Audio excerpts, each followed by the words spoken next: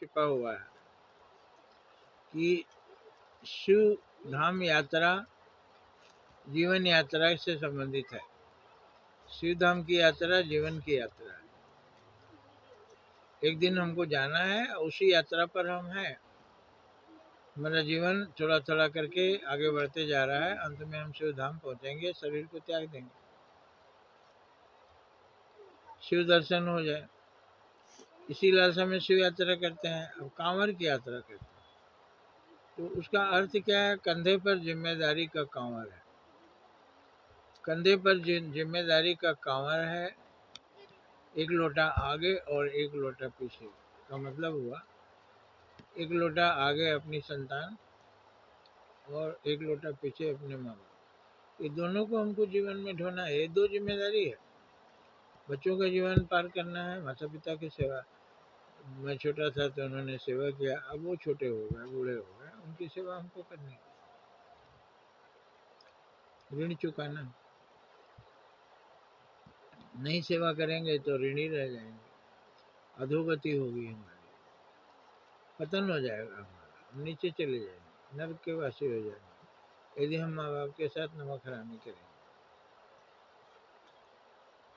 तो एक लोटा आगे और एक लोटा पीछे चले जा रहे हैं, लेकिन जीवन यात्रा बहुत कठिन है, नाकू चने चबाना पड़ता है। लेकिन कैसे पार होगा? बोल बम का नारा है, यह एक सहारा है। बोल बम करते चले जाते हैं। वैसे भगवान का नाम जपते चले जाइए।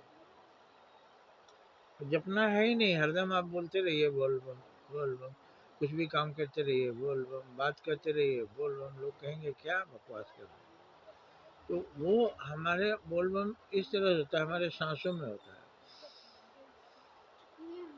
बोल बम, सांस खींचे बोल बम। तो बोल बम का नारा है, यह एक सहारा है। नहीं तो उस नाम का भी स्वाभाविक उच्चारण कीजिए, नाम जपन। नाम जपन करते करते जीवन चल जाएगा। सो संधि विच्छेद करिए, सांस खींचते हैं सो, निकालते हैं हंग, संधि विच्छेद कीजिए सह अहम, वह मैं हूँ।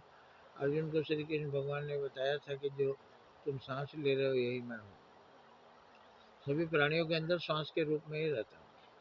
जिसके अंदर प्राण है वो सभी सांस ले रहे हैं।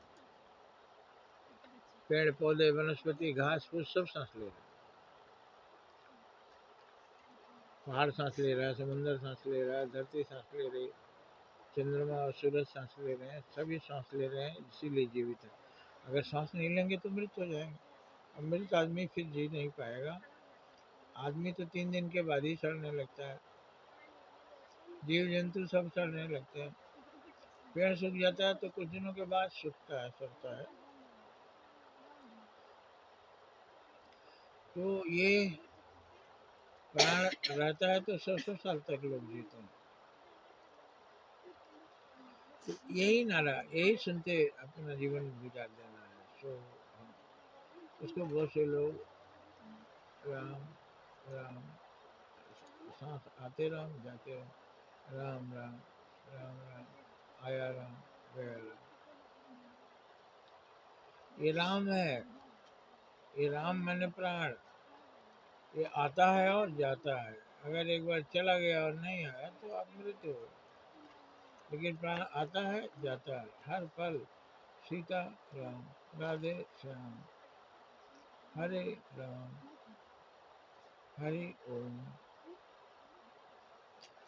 तरह तरह से ये नाम को जपते हैं और इस्लाम वाले भी जपते हैं। इस्लाम भी मानता है कि अंदर खुदा है, बाहर नहीं, अंदर ही खुदा है। और वो उच्चारण करते हैं अल्लाह अल्लाह, सांस आते अल्लाह, आते जाते अल्लाह। और जो ईसाई मत के लोग हैं वो भी जप सकते हैं। ई सांस खींचे ई सू, ई सू। तो जो हर वक्त सांस चल रहा है इसी से जोड़ लीजिए भगवान को, हरदम जुड़े रहेंगे, कभी अलग हो ही नहीं सकते आपसे। तो भगवान से कभी कभी आप दूर हो जाते हैं, उल्टा सीधा कर बैठते हैं। नहीं, आप देखिए यहीं बैठे हैं नाक के ऊपर ही। जब नाक के ऊपर ही बैठे हैं तो उनसे क्या छिपा। तो ये शिव दर्शन है, यही तत्व ज्ञान है। शिव हमारे अंदर है। जीवन यात्रा बाबा धाम की यात्रा है, और अपने कर्तव्यों का पालन करते हुए हम जीवन के अंतिम समय तक बिता दें तो हमारा जीवन सफल हुआ, हमें मोक्ष प्राप्त होती है। जय हिंद, जय भारत।